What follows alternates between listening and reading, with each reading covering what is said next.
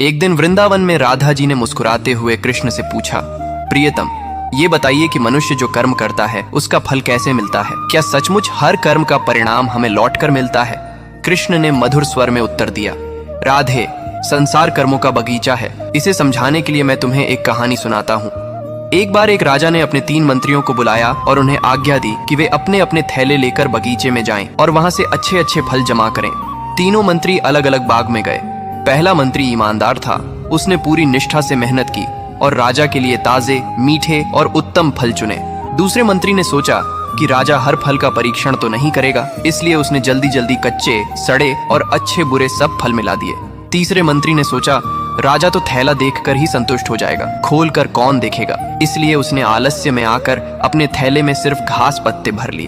अगले दिन राजा ने तीनों मंत्रियों को बुलाया और बिना थैले खोले ही उन्हें उनके थैलों समेत 15 दिन के लिए जेल में कैद करने का आदेश दे दिया।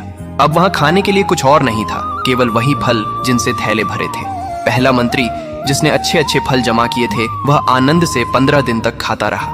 दूसरा मंत्री, जिसने मिश्रित फल भरे थे, कुछ दिन तो अच्छे फल मिले, फिर उसे सड़े हुए फल खाने पड़े और बीमार होकर कष्ट झेलना पड़ा। तीसरा मंत्री, जिसने केवल घास पत्ते भरे थे, भूख से कुछ ही दिनों में प्राण त्याग बैठा।